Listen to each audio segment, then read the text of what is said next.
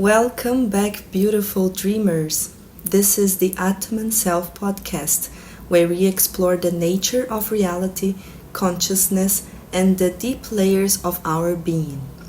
Today's episode is going to challenge the way we see illness, health, and even the body itself. What if disease isn't something that happens to us, but something that we create, a reflection of our mind? Yeah, this is a big one. We're so used to thinking of disease as something external, like bad luck, genetics, or just the body malfunctioning. But what if the body isn't actually separate from the mind? What if illness is the physical expression of our inner state? Exactly. This idea isn't, of course, new. Ancient traditions have been saying this for thousands of years. Ayurveda, traditional Chinese medicine, even Hermetic teachings all say that disease starts in the mind before it manifests in the body. But in the modern world, we've been conditioned to see the body as this mechanical thing that just breaks down randomly. And that is a very materialistic way of seeing it. But if reality is a dream, then disease is a part of that dream too. The question is, who is dreaming it and why? Yeah, so let's break it down. Think about stress. If someone is constantly anxious or holding on to unresolved emotions, what happens? Their body tightens, their immune system weakens, and over time they get sick. But we don't question just this. We just call it stress related illness and move on. Right, like heart diseases, digestive issues, even chronic pain. But here's the thing, if stress can create disease, then what else is the mind creating?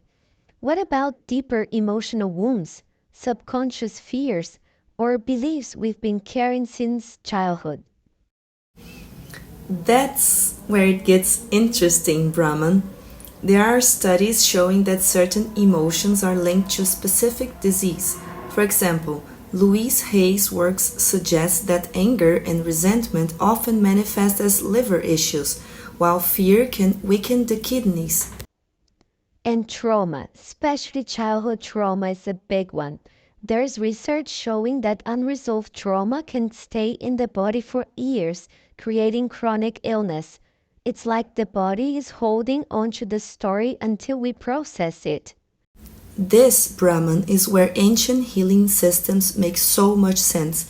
In Ayurveda, for example, disease starts when there's an imbalance in the doshas, which are Vata, Pitta, and Kapha, which are affected by emotions and mental states.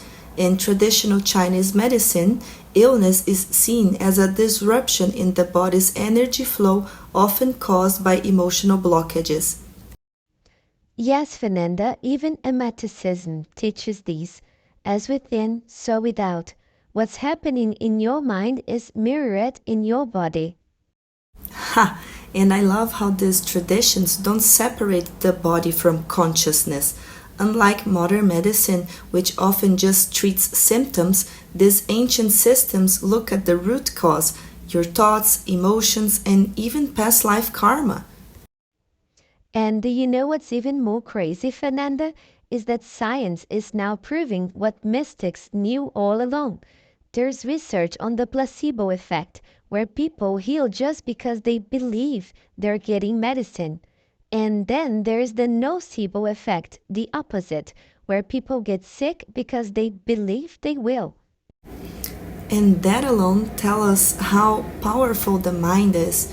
If a sugar pill can cure someone just because they believe it can, imagine what our everyday thoughts are doing to our health.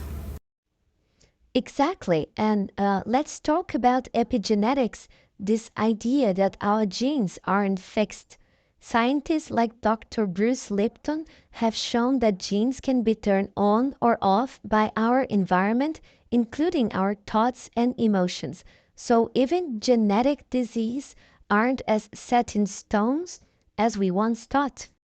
Well, taking that as a premise, I ask you, Brahman, if disease is a product of the mind, can healing also come from the mind? And for that I say 100% Fernanda, but it's not just about thinking happy thoughts. It's about going deep, uncovering and releasing the subconscious patterns that are creating the imbalance. Then it is also about awareness.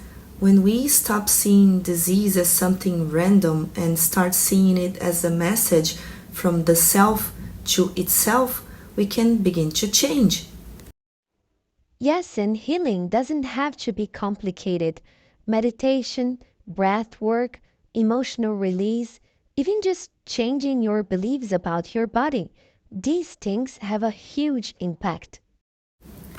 So here's the takeaway: if the body is a reflection of the mind, as within, so without, then healing starts within.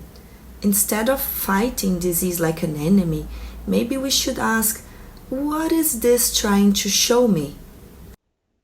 Yes, the body isn't against us, it's communicating with us. And when we shift our perspective, we can step into our power as conscious dreamers, shaping not just our reality, but our own health. And that is the journey, awakening to the realization that we are the creators, even of our own healing. Beautifully said, Fernanda. All right, dreamers, let's keep the conversation going.